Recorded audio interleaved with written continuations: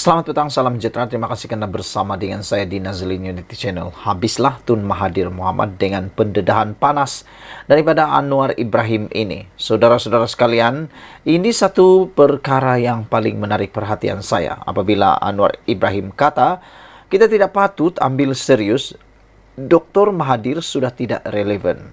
Sebelum kita teruskan ulasan pada malam ini, apa kata netizen? Apa kata Anda yang menonton channel ini, yang menonton konten pada malam ini? Benarkah dakwaan daripada Anwar Ibrahim ini tepat? Yaitu Dr. Mahathir Mohamad sudah tidak relevan lagi. Secara pribadi pada pendapat saya, sebagai seorang tokoh politik dan negarawan Malaysia, Mahathir Mohamad sebenarnya masih relevan tetapi sebagai penasihat dan bukan ahli politik lagi. Karena kalau dia mau jadi ahli politik semula, memang sudah tidak relevan. Ada beberapa faktor yang saya nak kongsikan dengan Anda semua. Tapi sebelum itu, kita dengar dulu apa sebab Anwar Ibrahim yang amat berhormat Perdana Menteri kita menyatakan bahwa Mahathir Mohamad sudah tidak relevan lagi. Kenyataan Dr. Mahathir Mohamad bahawa tindakan kerajaan untuk mempromosikan Malaysia sebagai negara berbilang kaum adalah melanggar perlembagaan merupakan cubaan terdesak terakhirnya untuk kelihatan relevan dalam politik masa kini, kata Perdana Menteri Anwar Ibrahim. Bekas Perdana Menteri itu tegas, kata Anwar Ibrahim, tegas Anwar telah kehilangan pengaruhnya selepas pilihan raya umum ke-15, apalagi selepas dia mengalami kekalahan besar di kerusi Langkawi. Mahathir hilang deposit di Langkawi. Saya rasa kita tidak lagi patut ambil serius sangat, kata Anwar Ibrahim. Sudah tentu ini percubaan terakhirnya untuk dilihat relevan. Saya akan menjadikan dia tidak relevan, kata Datuk Seri Anwar Ibrahim. Saya tidak akan mengulas mengenainya, kata Anwar semasa sesi soal jawab pada Perhimpunan Persidangan Undang-Undang Malaysia Antarabangsa di Hotel Shangri-La di Kuala Lumpur hari ini. Dia menjawab soalan bekas Presiden Badan Peguam Malaysia, Christopher Leong, yang menjadi moderator sesi itu, sekiranya ada kesan daripada komen Mahathir itu.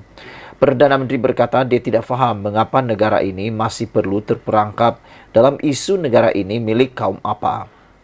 Saya tidak faham mengapa pada tahun 2023 kita terperangkap. Kami tidak bercakap tentang takbir lurus kemajuan ekonomi atau teknologi digital, kata Anwar Ibrahim. Kami terperangkap dengan isu negara ini milik siapa, katanya. Anwar berkata, beliau seorang Melayu yang menghormati budaya, tradisi, raja dan bahasa Melayu. Tetapi itu tidak bermakna beliau perlu bersikap perkauman dan menafikan hak rakyat Melayu yang lain. Sebaliknya, kata Anwar, kerajaan Madani akan menggunakan semua kuasa dan sumber yang mereka ada untuk menangani keadaan yang semakin tegang. Perlembagaan, katanya, amat jelas mengenai kedua-dua kedudukan istimewa orang Melayu serta menjaga kebajikan semua warga negara Malaysia. Bekas Perdana Menteri dua kali itu baru-baru ini membuat kenyataan bahawa mempromosikan Malaysia yang berbilang kaum adalah bertentangan dengan Perlembagaan Persekutuan. Sebelum ini, Mahathir juga menuduh orang bukan Melayu tanpa memberikan bukti mahu menukar pemilikan dan nama Malaysia. Pada PRU 15 lalu, Mahathir yang mewakili pejuang kalah teruk di Langkawi apabila beliau hilang wang pertaruhan atau wang deposit. Dia mendapat 4,566 undi berbanding calon Perikatan Nasional Muhammad Suhaimi Abdullah dengan 25,463 undi. Semua calon pejuang termasuk anaknya Mukhlis juga kalah dengan dan hilang wang deposit pada pilihan raya yang lepas. Dua perkara yang menyebabkan saya rasa benar Mahathir Mohamad sudah tidak relevan lagi dalam dunia politik Malaysia ialah kerana perkara pertama ialah tentang usianya. Kita tahu Mahathir Mohamad akan menyambut hari lahir beliau yang ke-98 pada hari esok. Oleh sebab itulah, saya fikir dengan usia 98, Mahathir harusnya mula menengadah ke langit untuk memikirkan masa depan beliau di dunia akhirat. Bukan lagi tentang dunia yang fana ini. Beliau sudah cukup membangun Malaysia, beliau sudah cukup membantu Malaysia, beliau sudah cukup menyumbang kepada Malaysia. Jadi apalagi yang dia nak? Biarkanlah negara ini ditakbir oleh orang baru. Biarkanlah negara ini ditakbir oleh Malaysia yang baru. Tidak perlulah Mahathir Mohamad mahu lagi berpengaruh, mahu lagi merangkap negara ini dengan pertanyaan, negara ini milik siapa? Kerana negara ini adalah milik semua orang. Negara ini adalah milik semua penduduk Malaysia. Perkara yang kedua yang saya fikir kenapa Mahathir sudah tidak relevan lagi selain daripada usia beliau dan juga tubuh beliau yang sudah tidak larat lagi karena dah tua, dah terlalu tua. Perkara yang kedua ialah Mahathir Mohamad sebenarnya tidak ada lagi tempat perjuangan beliau. Di Parti Pejuang, di Parti GTA, di parti mana-mana pun yang disertai Mahathir sebenarnya sudah tidak lagi mempunyai makna. Dia menubuhkan ataupun mencipta proklamasi Melayu sebenarnya selain daripada ingin memperjuangkan yang dikatakan oleh Mahathir, selain itu beliau juga sebenarnya mencari tapak untuk mahu kekal kelihatan relevan dalam dunia politik Malaysia. Apa pendapat anda? Sila tinggalkan komen anda. Sebelum kita teruskan ulasan kali ini, adakah anda bersetuju dengan Anwar Ibrahim bahawa Dr. Mahathir memang sudah tidak relevan dan tidak patut diambil serius lagi dengan apa-apa yang dia katakan sejak akhir-akhir ini? Ikuti terus ulasan selepas ini. Selamat pagi, salam sejahtera. Terima kasih kerana bersama dengan saya di Nazilin Unity Channel. Ini pengakuan daripada Mahathir sendiri yang menggemparkan seluruh rakyat Malaysia, terutamanya Muhyiddin Yassin, Anwar Ibrahim dan lebih penting lagi Syed Saddiq Syed Abdul Rahman sebagai Presiden Parti Muda. Mahathir mengakui pada pagi ini bahawa Dr. M mengakui bahawa proklamasi orang Melayu sukar tarik orang muda. Saya nak bagi tahu Tun Mahathir mungkin kepada juga semua orang yang menonton channel ini, orang muda sekarang ini tak sama dengan zaman Mahathir Mohamad dahulu memulakan parti politik atau memulakan karier politik. Orang muda pada waktu ini pemikirannya lebih dinamik, lebih progresif dan yang lebih penting lagi sudah terbuka kepada pelbagai perkara termasuklah isu-isu seperti perkauman dan keagamaan. Orang muda sekarang sudah dapat menerima kesamaan ataupun sudah dapat menerima bahawa negara ini adalah negara yang majmuk. Kita sudah biasa mula tinggal dengan rakyat yang pelbagai, bangsa, agama dan juga keturunan. Bahkan sekarang ini dengan media massa yang terbuka, dengan sekarang ini pengangkutan yang telah maju, ada kapal terbang, semua orang mampu naik kapal terbang. Orang Sabah dah kenal orang Semenanjung Malaysia, orang Semenanjung Malaysia dah kahwin orang Sabah dan Sarawak, ada keluarga, bahkan ada sudah yang menetap di Sabah Sarawak. Jadi itu sebabnya, mungkin sebabnya itu orang muda, itulah sebabnya orang muda sukar untuk tertarik dengan proklamasi orang Melayu. Ini diakui sendiri oleh Mahathir. Pengasas proklamasi orang Melayu Dr. Mahathir Mohamad mengakui sukar menarik sokongan orang muda kepada inisiatif itu yang disokong pemimpin parti pembangkang seperti PAS dan Bersatu. Beliau berkata, orang muda tidak mengikut sejarah, negara dan perjuangan pemimpin dulu. Saya tidak setuju dengan apa yang Mahathir kata ini.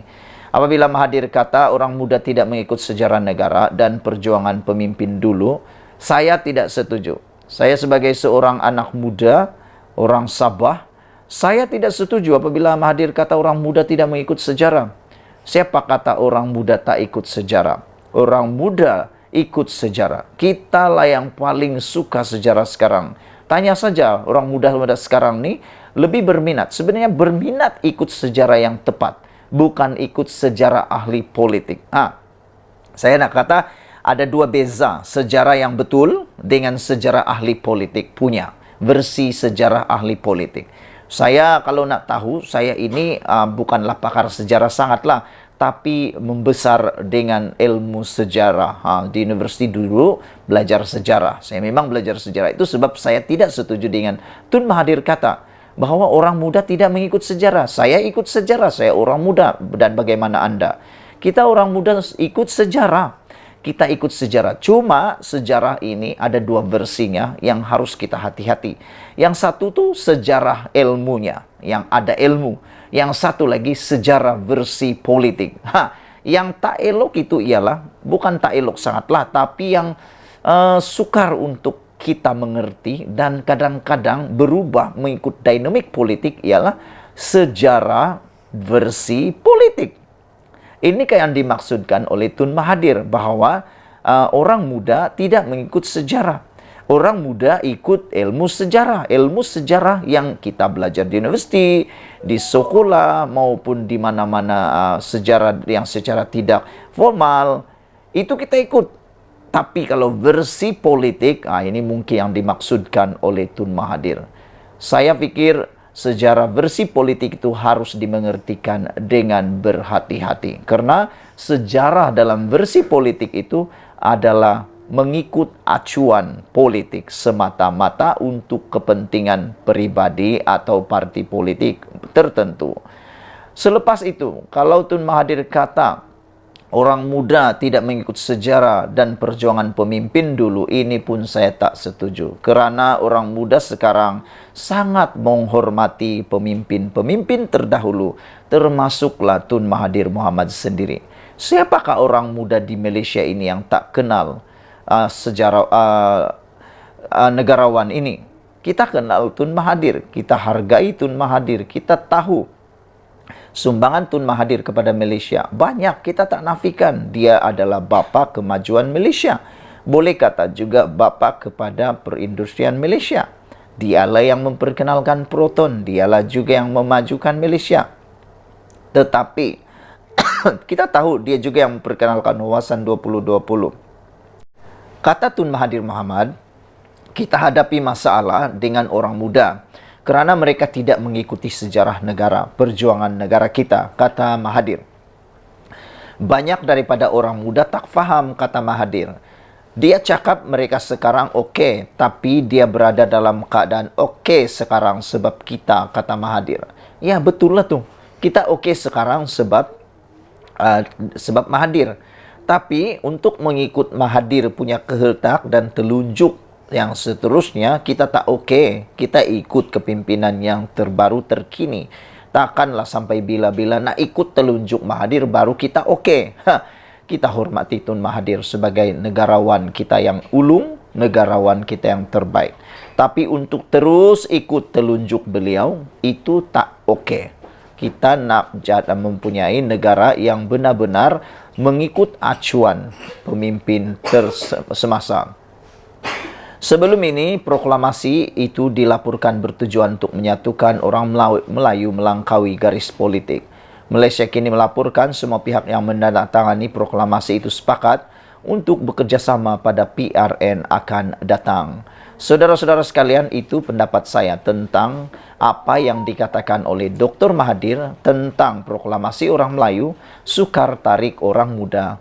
Itu pada pendapat saya mengapa anak-anak muda kurang tertarik, kerana apabila orang-orang muda sekarang sudah mula berfikiran terbuka, mula berfikiran lebih kritikal dan kritis untuk menilai keadaan yang tertentu. Dan saya juga tidak setuju apabila Mahathir kata banyak daripada orang muda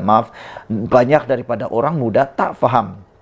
Dia cakap mereka sekarang okey, tapi dia berada dalam keadaan okey sekarang sebab kita, kata Mahathir. Apabila Mahathir juga kata orang muda tidak mengikut sejarah negara dan perjuangan pemimpin dulu, ini pun saya tidak setuju sebab orang muda sekarang mengikuti sejarah dan juga menghormati perjuangan pemimpin dulu. Dengan kata lain, kalau dimengertikan secara sejarahnya, boleh kata mungkin dalam pengertian saya, mungkin Mahathir cuba mengaitkan dengan nilai patriotisme dan nasionalisme dalam kalangan orang-orang muda. Orang-orang muda sekarang adalah orang muda yang ada nilai patriotisme, nilai nasionalisme sebenarnya. Kalau dikata mereka tidak mempunyai nilai nasionalisme dan nilai patriotisme, saya tidak setuju. Harap-harap Tun Mahathir terus kekal kuat, sehat, melihat negara Malaysia ini mencapai negara maju seperti yang beliau impi-impikan. Sekian dulu untuk kali ini, ikuti terus ulasan selepas ini.